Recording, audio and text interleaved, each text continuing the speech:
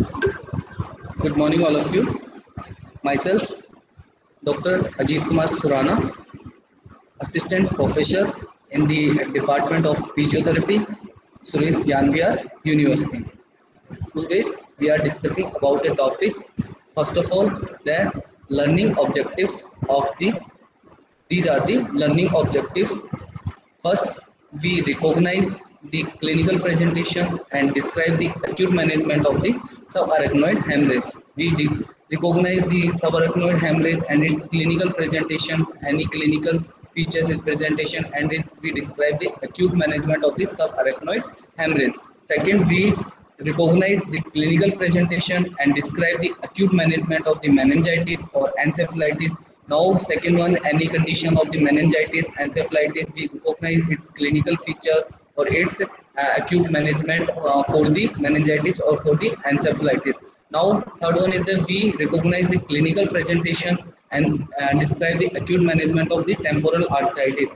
Any problem related to the temporal arthritis, we recognize and its clinical features of the temporal arthritis. Now, next is that we describe the pathophysiology, its clinical presentation or clinical features, any differential diagnosis, any diagnostic consultation, and the basic management of the headache. Next is that we describe the pathophysiology, any clinical features of the presentation, is differential diagnostic consideration, and the basic management of the central nervous system infections. Now, we describe the pathophysiology, clinical presentation, differential diagnostic, and the consultation, and the basic management of the brain tumors.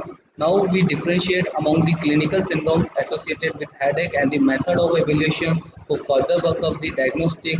Now we recognize acute hemorrhage and ischemic stroke on the CT of the brain. So these are the learning objectives for the any type of diseases of the clinical neurology, like recognize the clinical presentation and describe the acute management of the subarachnoid type of hemorrhage, recognize the clinical presentation or clinical features and describe the acute management of meningitis or encephalitis like conditions, recognize the clinical presentation and describe the acute management of temporal arthritis conditions. And now we describe the pathophysiology of the disease, its clinical presentation or clinical features, differential diagnostic consideration, and the basic management of the headache-like of conditions. Now we describe the pathophysiology, its clinical presentation or clinical features, its differential or diagnose, how can we diagnose the disease, and its basic management of the central nervous system infection. Describe the pathophysiology, clinical presentation, and differential diagnostic consideration, and the basic management of the brain tumor-like conditions. Now we differentiate among the clinical syndrome associated with headache and the method of the evaluation for further work of the diagnosis. And now we recognize acute hemorrhage and the ischemic stroke on the CT of the brain. These are the learning objectives of the clinical neurology. Management of the Guillain-Barré syndrome. First, medical management of the Guillain-Barré syndrome. The mainstay of the medical management of the patient with Guillain-Barré syndrome is plasmapheresis. Now, in plasmapheresis, the blood is removed from the body. The red and white blood cells are separated from the plasma, and only the blood cells are returned to the patient. It is thought that removing the plasma eliminates some of the immune factors that are responsible for disease progression. Plasmapheresis helps in following ways: it reducing the length of the illness, shorten time of mechanical ventilation, early ambulation. So, in plasmapheresis, blood is removed from the body. The red and white cells are separated from the plasma, and only the bloods are returned to the patient. It is thought that removing the plasma eliminates some of the immune factors that are responsible for the disease progression. Plasmapheresis helps in following ways: reducing the length of the illness, shorten time on ventilation, mechanical ventilation, or early ambulation. Now, next is that intravenous immunoglobulins, or IVIG, or intravenous immunoglobulins. Immunoglobulins are given intravenously, which shows a positive impact on the speed of recovery, but it has been shown to be less effective than plasmapheresis. Intravenous immunoglobulins or IVIG. Immunoglobulins, they are given intravenously. They are given the intravenously or IV, which shows a positive impact on the speed of recovery, but it has been shown to be less effective than plasmapheresis. Now, the further medical management can be done according to the symptoms and the complications. Further medical management, it can be done according to the symptoms and the complications, like supportive care. In supportive care, mainly is ICU or intensive care monitoring. Basic medical management often determines mortality and morbidity. Ventilatory support. In ventilatory support, there is atelectasis leads to the hypoxia. Because atelectasis leads to the hypoxia, hypercravia. Later finding arterial blood gas may be misleading. Vital capacity, tidal volume, and negative inspiratory force are best indicators of the diaphragmatic function. Progressive decline of these functions indicate an impedant need of ventilatory assistance. Mechanical ventilation usually required if VC drops below above 14 ml per kg. Ultimate risk depending on age, the presence of accompanying lung disease, aspiration risk, and assessment of respiratory muscle fatigue. Atelectasis treat initially by incentive spirometry, frequent suctioning, and chest physiotherapy to mobilize patients. Intubation may be necessary for patients with subcutaneous oropharyngeal dysfunction to prevent aspiration. So these are the further medical management can be done according to the symptoms of the Guillain-Barré syndrome and the complications. First one is the supportive care. First is the supportive care, mainly in ICU monitoring. In supportive care, there is ICU monitoring or intensive care unit monitoring. Basic medical management offered determines mortality and the morbidity. Basic medical management they offer determines the mortality and the morbidity. Second one is the ventilatory support. In ventilatory support for the atelectasis, it leads to the hypoxia, hypercravia, later finding arterial blood gases may be misleading. Arterial blood gases, they may be misleading. Vital capacity, tidal volume, and negative inspiratory force are best indicator of the diaphragmatic function. Vital capacity, tidal volume, and negative inspiratory force are best indicators of diaphragmatic function. Progressive decline of these functions. There is progressive decline of these function indicates an impending need or ventilatory assistance. Mechanical ventilation usually required. Mechanical ventilation is usually required if VC vital capacity drops below above 14 ml per kg. Ultimate risk depending on age. Ultimate risk it mainly depending on age. The presence of accompanying lung disease. The presence of the accompanying lung disease, aspiration risk, and assessment of the respiratory muscle fatigue and the assessment of the respiratory muscle fatigue. Atelectasis treated initially by incentive spirometry. Atelectasis it is treated initially by the incentive spirometry, frequent suctioning, and chest physiotherapy to mobilize the secretion. By the incentive spirometry for frequent suctioning and chest physiotherapy to mobilize secretions. Intubation may be necessary for patient. Now the intubation it may be necessary for patient with subcutaneous oropharyngeal dysfunction to prevent aspiration. Now autonomic dysfunction may be self-limited. Do not overtreat. It may be self-limited or do not overtreat.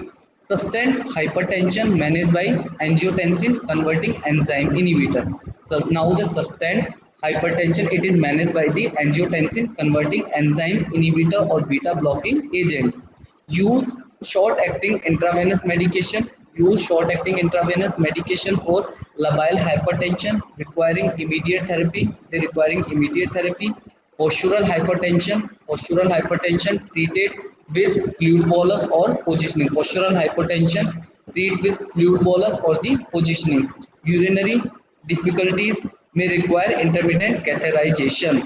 So autonomic dysfunction, they may be self-limited. They are the self-limited. They do not overtreat it. They do not the overtreat it. Sustained hypertension, they will be managed by the angiotensin converting enzyme. Sustained hypertension, they may be managed by the angiotensin converting enzyme inhibitor or the beta blocking agent.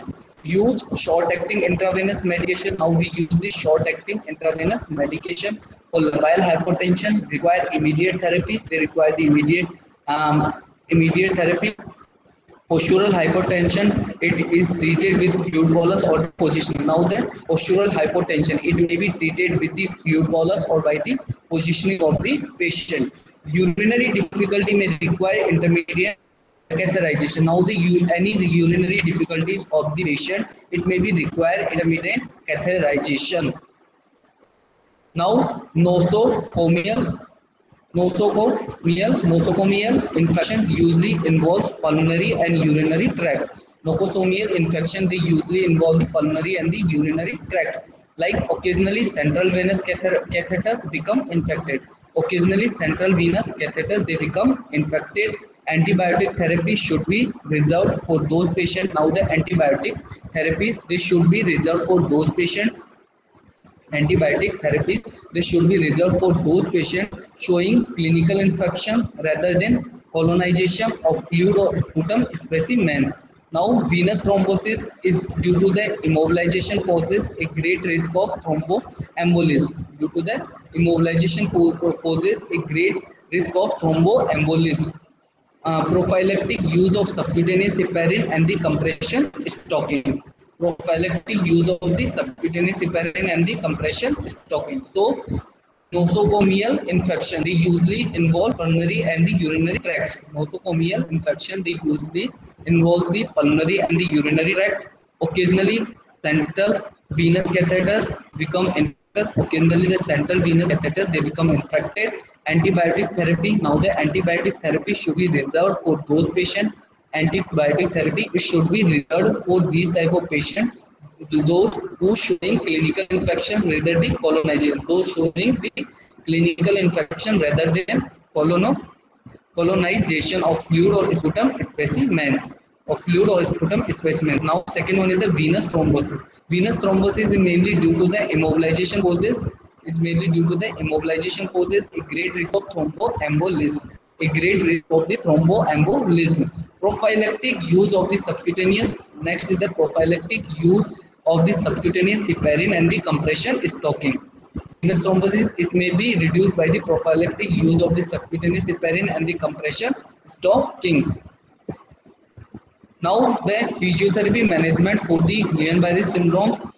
First is the aim of the physiotherapy management.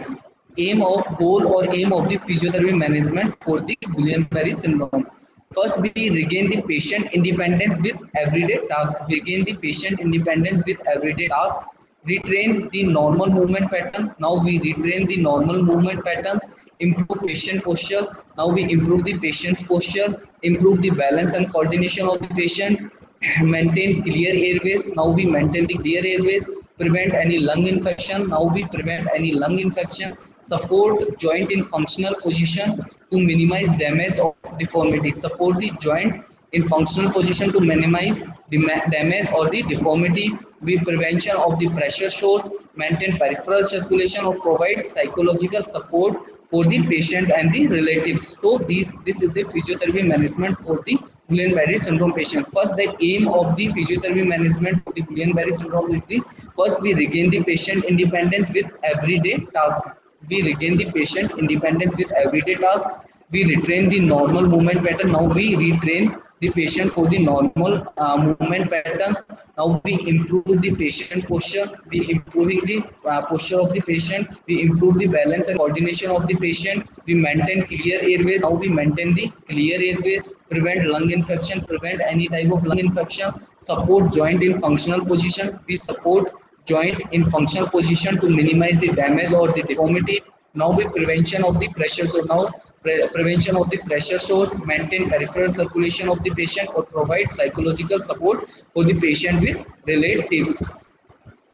Now first one is the respiratory. Now the respiratory care of the patient. The common respiratory complication in the rehabilitation setting include incomplete respiratory recovery, includes chronic obstructive pulmonary disease or COPD, restrictive respiratory disease like pulmonary scarring or the pneumonia and the tachytaxis from the chronic intubation and the respiratory muscle insufficiency, sleep hyperapnea and the hypoxia which worsen during sleep can be the result of the restrictive pulmonary function. So first is the respiratory care. In respiratory care, the common respiratory complication in the rehabilitation, the common respiratory complications in the rehabilitation setting includes incomplete respiratory recovery. Setting includes the respiratory recovery in incomplete respiratory recovery includes chronic obstructive pulmonary disease, restrictive respiratory disease like pulmonary scarring or pneumonia, and tachytaxis from chronic intubation and respiratory muscle insufficiency, sleep hyperapnea, and the hypoxia, which worsen during sleep, can be the result of a restrictive pulmonary functions. Now, the treatment methods are the nighttime saturation records. Treatment methods are the nighttime saturation record with pulse oximeter and the bilevel positive airway pressure. Bilevel positive airway pressure may be indicated for the patients. Physical therapy measures the chest percussion, breathing exercise, resistive inspiratory training may be required to clear respiratory secretions to reduce the work of breathing.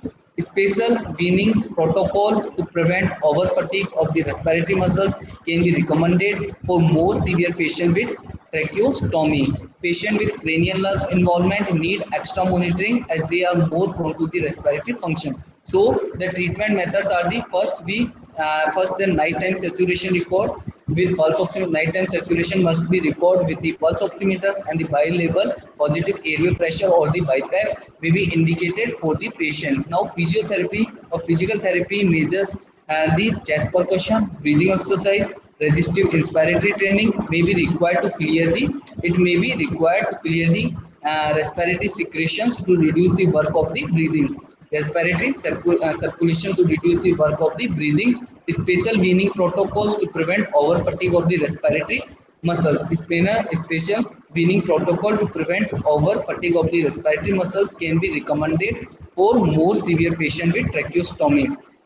It can be recommended for more severe patients with tracheostomy, patient with cranial nerve involvement. Now the patient with the cranial nerve involvement need extra monitoring as they are more prone to the respiratory dysfunction.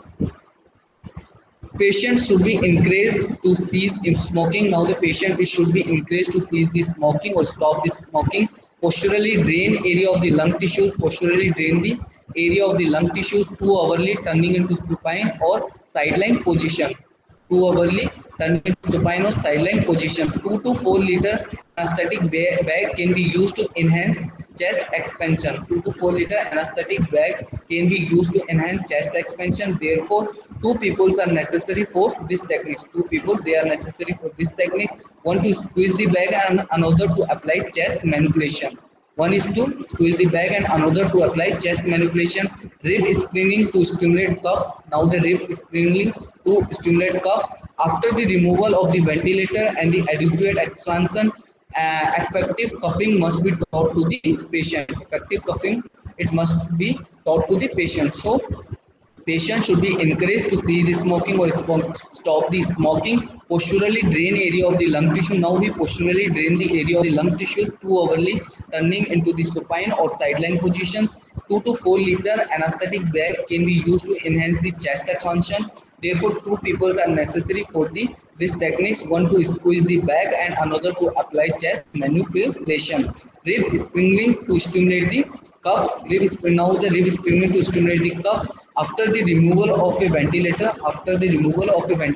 And adequate expansion, effective coughing must be taught to the patient. Maintain normal range of the movement. Now they maintain the normal range of the movement of the joint.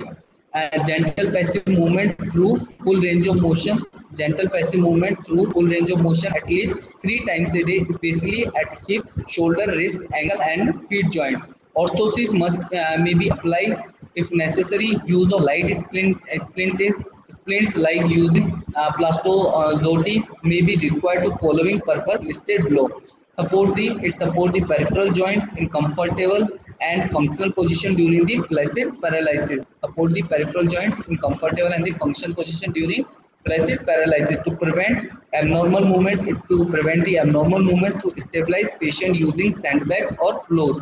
To stabilize the patient using the sandbags or pillows. So maintain normal range of the movement. We maintain the normal range of the movement. Gentle passive movements through full range of the motion. Gentle passive movements through the full range of the motion at least 3 times a day, especially at the hip, shoulder, wrist, and ankle and the feet joints. Orthosis may be if required. Orthosis may be given to the patient. Use of life sprints, example using plastozoti, may be required for the following purpose listed below, like support the peripheral joints in comfortable and the functional position during flaccid paralysis, to prevent abnormal movement, to prevent the abnormal movements, to stabilize patient using sandbags and pillows.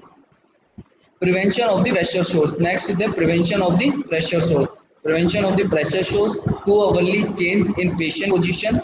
Next, the too overly change in patient position from supine to the sideline. Too overly change in patient position from supine to the sideline. If the sores have developed, then UVR or high skew massage to enhance healing.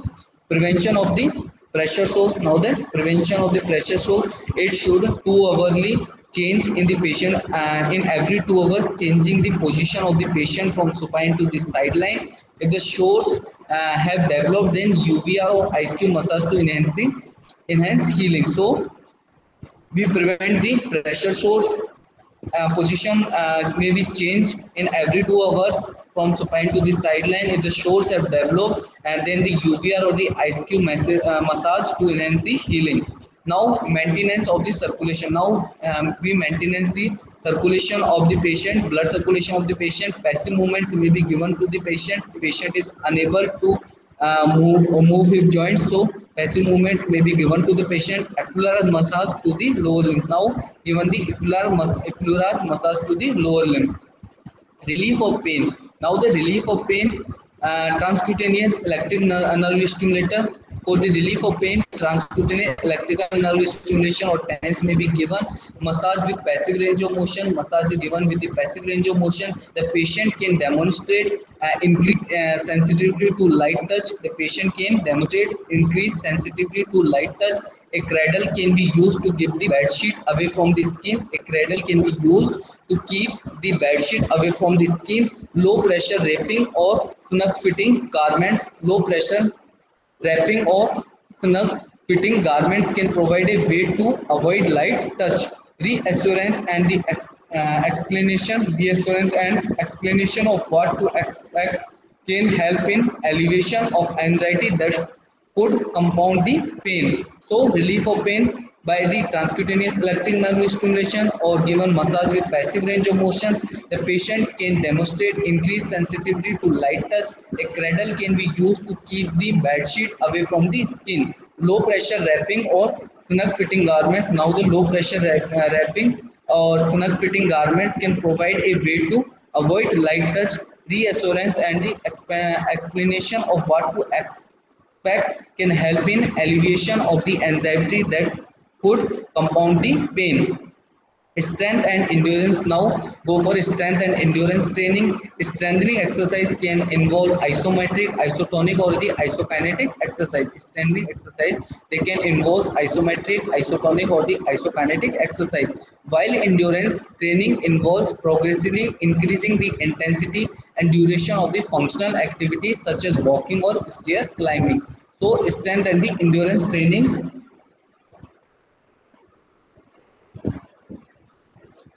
Strength and endurance training. Strengthening exercise can involve isometric, isotonic, or isokinetic exercise, while endurance training involves progressively increase the intensity and duration of the functional activity such as walking or stair climbing. Functional training for retraining of the dressing, washing, bed mobility, transfer, and ambulation activities comprise a big part of rehabilitation process. Balance and proprioceptions. Retraining in all these functional activities should also be included, while motor control can be achieved by doing a proprioceptive neuromuscular facilitation technique. Assistive devices, in assistive devices such as wheelchairs, walking sticks and quadrupeds should be made available to individuals if required in order to facilitate safe and effective ambulation. So first, definition of the multiple sclerosis. Multiple sclerosis is a chronic demyelinating disease that affects the myelin sheath of neurons in the central nervous system. So this is the definition of the multiple sclerosis. Multiple sclerosis mainly is a chronic demyelinating disease. It is a chronic demyelinating disease that affects the myelin sheath of the neurons in the central nervous system. That affects the myelin sheath of the neurons in the central nervous system. Now the incidence of the multiple sclerosis. Incidence of the multiple sclerosis. Onset of the multiple sclerosis occurs between 20 to 40 years of the age. Onset of the multiple sclerosis, it occurs between 20 to 40 years of age. In multiple sclerosis, women are more affected than the men. Women, they are more affected than the men. Whites are more affected than Hispanics, blacks or the Asians. White peoples, they are more affected than the Hispanics, blacks or the Asians. This is the most prevalent in colder climate of the North America and the Europe. Multiple sclerosis, it is most prevalent in the colder air climates of the North America and the Europe, and it is occurs in the migration. So this is the incidence of the myasthenia gravis. Onset occurs between 20 to 40 years of age. Women are more affected than the men. Whites are more affected than Hispanics, blacks or the Asians. Most prevalent in the colder climates of the North America and the Europe, and migration. Now the etiology and the risk factors. Etiology and the risk factors. Exact cause is not known yet. Exact cause of multiple sclerosis is not known yet. Most theories suggest that multiple sclerosis is an immunogenetic viral disease. Immunogenetic viral disease. Most theories that they are suggested that the multiple sclerosis is a immunogenetic viral disease with Epstein-Barr virus. It is affected by the Epstein-Barr virus. Now that this is the etiology of the multiple sclerosis. Exact etiology is not known yet, but most theories they suggested that the multiple sclerosis is a immunogenetic viral disease with Epstein-Barr viruses. Now the risk factors related to the multiple sclerosis. In risk factors, age most of the time between the 20 to 40 years of the age. Risk factor age that comes in multiple sclerosis is between 20 to 40 years. Sex, women are more affected than the men, or women have a more chance to susceptible to the multiple sclerosis than men's. Family history, it is depends on the genetic susceptibility. Certain infections like Epstein-Barr virus. So this is the etiology and the risk factors of the multiple sclerosis. Exact etiology is not known yet. Most theories suggest that the multiple sclerosis is an immunogenetic viral disease with Epstein-Barr virus. Risk factors is most in between the age of 20 to 40 years. Sex, women have more chances than the males. Family history, genetic susceptibility, certain infections like Epstein-Barr viruses. Now the climate is the another risk factors for susceptible to the multiple sclerosis. It is more common in the cold climate areas as compared to hot climate areas. Certain autoimmune diseases may also cause multiple sclerosis, like higher risk with thyroid diseases, type 1 diabetes mellitus or the IBD. These are the certain autoimmune diseases like higher risk the thyroid disease, type 1 diabetes mellitus or IBD. Now the next risk factors is the smoking is the another risk factors to cause multiple sclerosis. Stress and fatigue, they may cause multiple sclerosis. Any physical injury, they may also cause multiple sclerosis. Pregnancy may relating to the stress to the labor or the puerperium.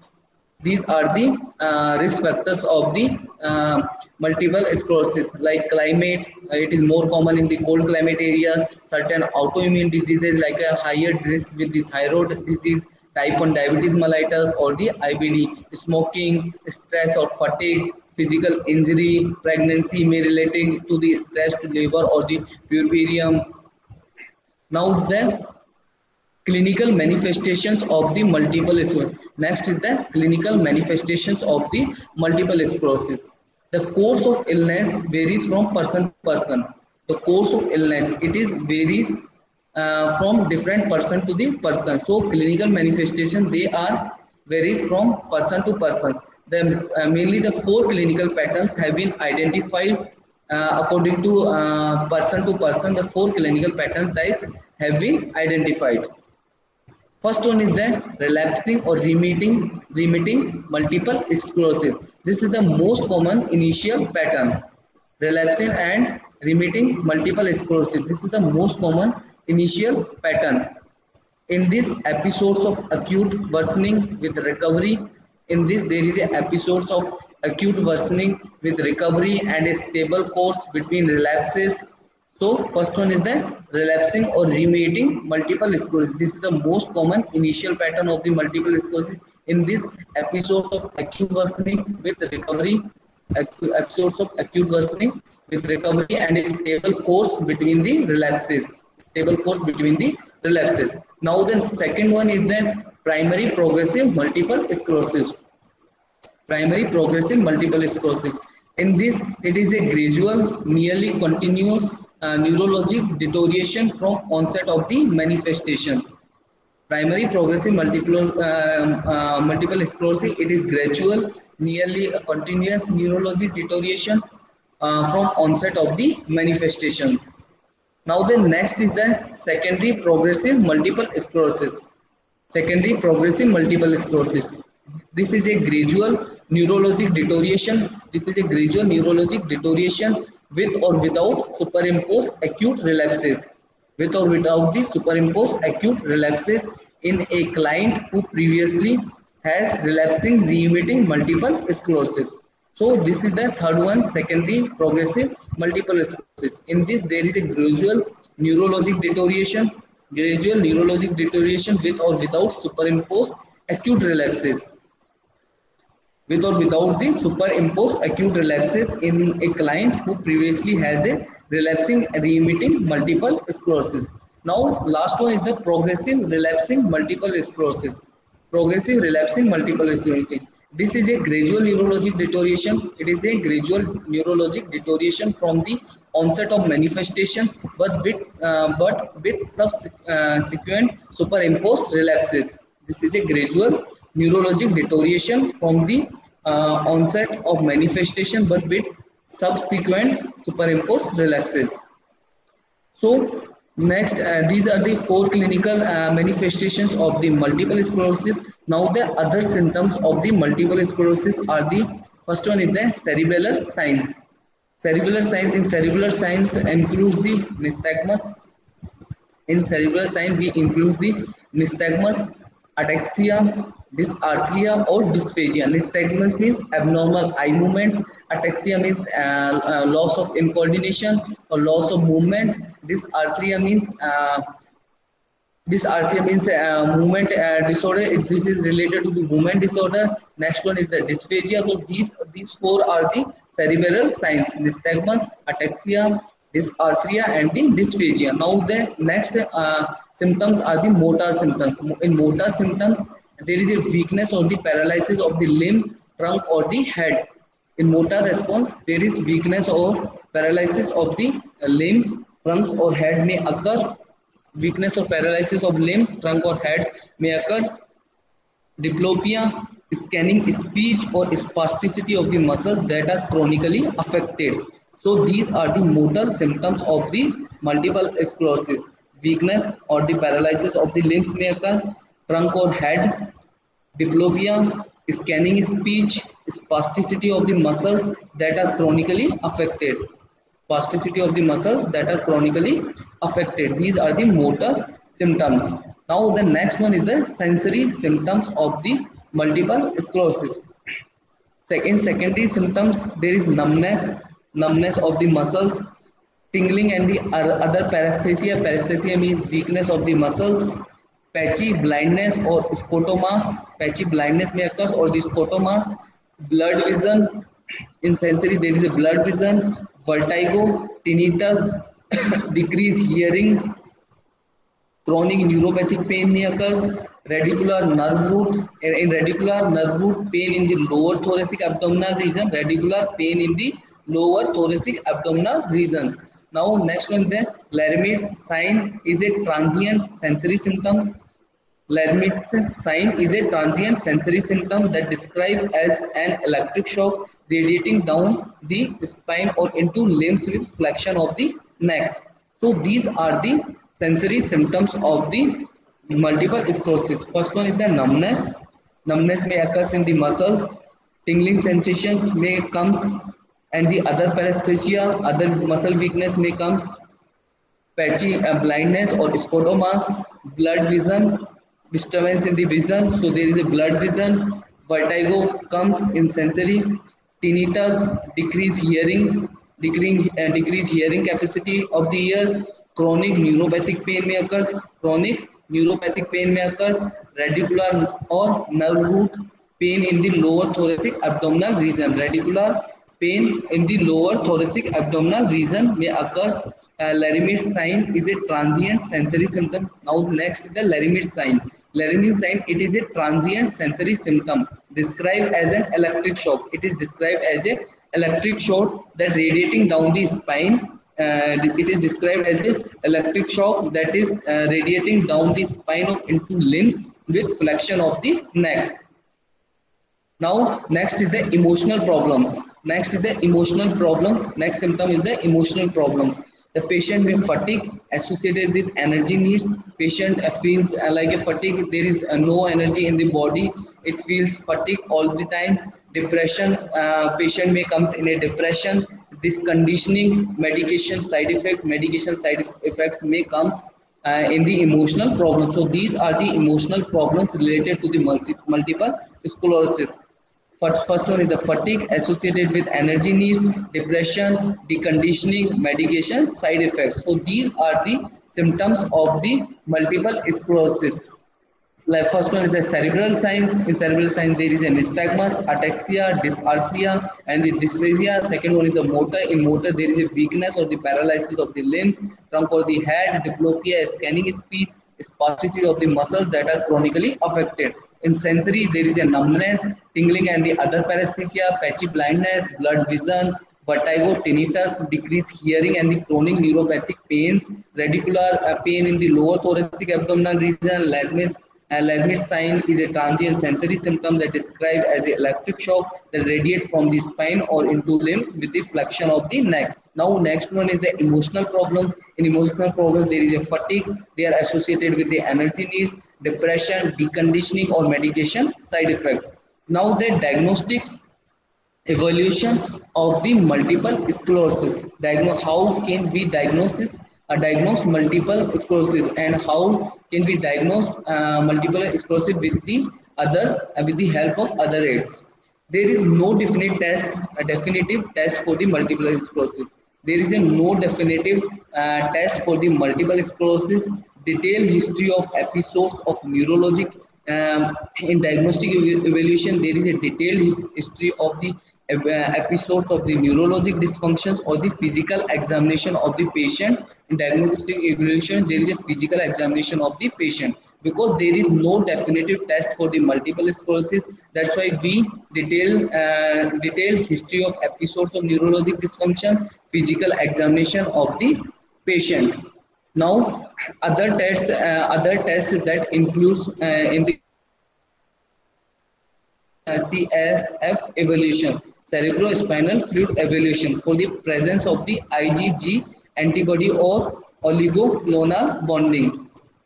We test CSF evaluation for the presence of IgG antibody or oligoclonal bonding. Next is the evoked potential of optic pathways. evoke potential of optic pathways and auditory symptoms and auditory symptom to assess presence of slowed nerve conduction. Next test is the evoke potential of optic pathways. Evoke potentials of the optic pathways and the auditory symptoms system to assess presence of slowed nerve conductions. Next is the MRI of the brain and the spinal cord. Next test is the MRI of the brain and the spinal cord to determine the presence of multiple sclerosis plaques. MRI and the MRI of the brain and spinal cord is necessary to identify or determine the presence of multiple sclerosis plaques.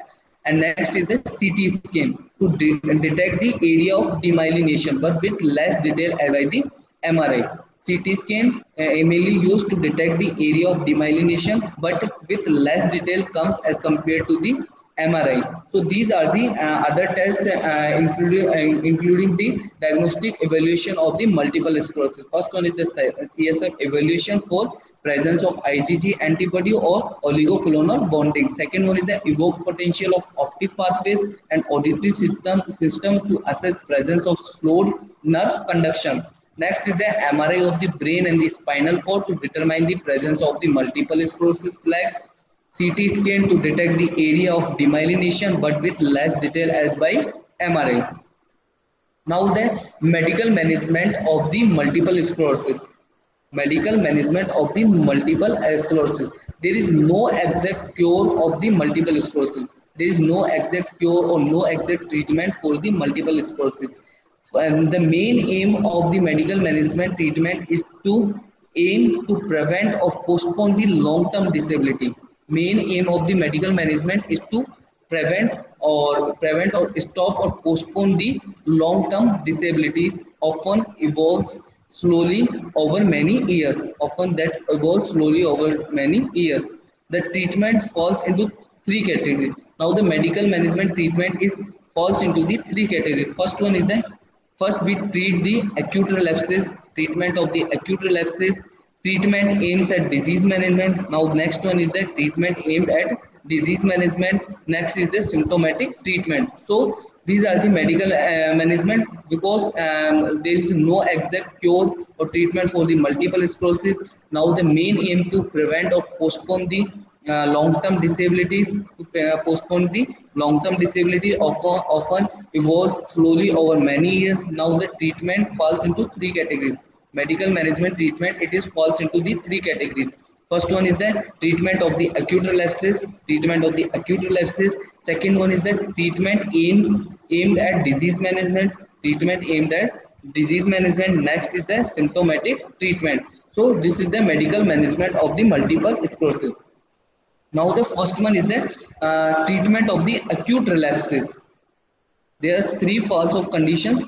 First condition is the treatment of the acute relapses. In treatment of the acute relapses, first we start with corticosteroid therapy. Because they have an anti-inflammatory and immunosuppressive property.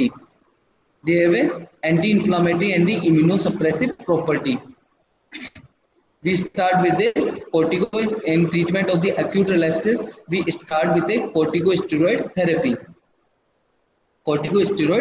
Because they are used in the anti-inflammatory and immunosuppressive properties. Of the corticosteroid therapy. For examples, methylprednisolone given IV or orally. We given methylprednisolone given IV, intravenous or orally, azathioprine and cyclophosphamide. In severe cases. So this is the treatment of the acute relapse. We start with a corticosteroid therapy because they have an anti-inflammatory and the immunosuppressive properties. For example, drugs like methylprednisolone, they are given IV or orally, azathioprine and the cyclophosphamide in severe cases. Now the next is that next point is that we treat the exacerbations. Treatment aimed at disease management. We treat the exacerbations, so the treatment aimed at disease management. We start with the interferon beta 1b. drugs is betaseron given subcutaneously. Betaseron drugs, they are given subcutaneously because they are antiviral and immunoregulatory properties. Betaseron, they are given subcutaneously because they have a antiviral and the immunoregulatory properties. For ambulatory clients with relapsing and remitting, they are given for a ambulatory clients with relapsing and remitting. Now second one is the interferon beta 1a. Interferon beta 1a drug is Avonex for treating relapsing form of multiple sclerosis. They are used for treating relapsing form of the multiple sclerosis. Next is the glatiamar acetate. Glatiamar acetate. In glatiamar acetate there is cofaxine for relapsing and remitting multiple. They are used for the relapsing and remitting multiple sclerosis. So this is second one is the treat exacerbation or for the treatment aimed at disease management. In this, the drugs are used like first one is the interferon beta 1b. In this, there is a betaseron. They are given subcutaneously because they have antiviral and immunoregulatory properties. They are mainly used for ambulatory clients with relapsing and remitting activities. Second one is the interferon beta 1a. In this, the drug is Avonex. They are given for treating relapsing form of the multiple sclerosis. Now the next drug is the glatiamar acetate. In this, there is a cofaxine for relapsing and remitting multiple sclerosis. Now the third one is the symptomatic treatment. Third treatment is the symptomatic treatment given. It is mainly used for the bladder dysfunction. Oxybutynine, propanthenol for constipation. Psyllium hydrophilic, mucoids, suppositories for fatigues, amantadine or modafinil for spasticity, baclofen, diazepam or dantrolene. These are the symptomatic treatment for the multiple sclerosis, for bladder dysfunction, for constipations, for fatigue and for the spasticity. And next for the tremors, we given propanol, phenobarbital or clonazepam for dysesthesia and the trigeminal neuralgia. The drugs they are given are carbamazepine, phenytoin or amitriptyline for dysesthesia. Transcutaneous electric nerve stimulation is helpful for the dysesthesia. Now the fourth one is the nutritional therapy for the multiple sclerosis. In nutritional therapy there is megavitamin.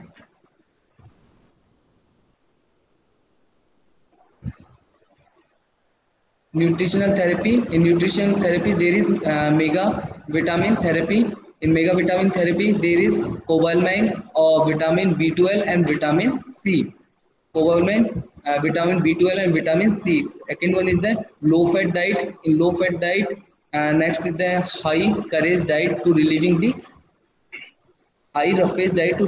constipations. Now the other therapies they are given for the multiple sclerosis to improving the neurologic functions of physical and the speech therapy, exercise and water exercises. Other neurologic functioning they are given for other neurologic function are the physical and the speech therapies, exercise and water exercises. Now the surgical management for the multiple sclerosis. In surgical management there is a deep brain stimulation given for the multiple sclerosis. If other options have failed, then a device is implanted that stimulated an area of brain in case of severe tremor in the limbs. Also the deep brain stimulation, if the other options have failed, then a device is implanted that stimulates an area of brain in case of severe tremor in the limbs. Next is the implantation of a drug catheter or the pump. Implantation of a drug catheter or the pump. A catheter is placed in the lower spine area to deliver a constant flow of drug like baclofen. Implantation of a drug catheter or pump. In this, a catheter is placed in the lower spinal area to deliver a constant flow of drugs like baclofen in case of severe pain or the spasticity.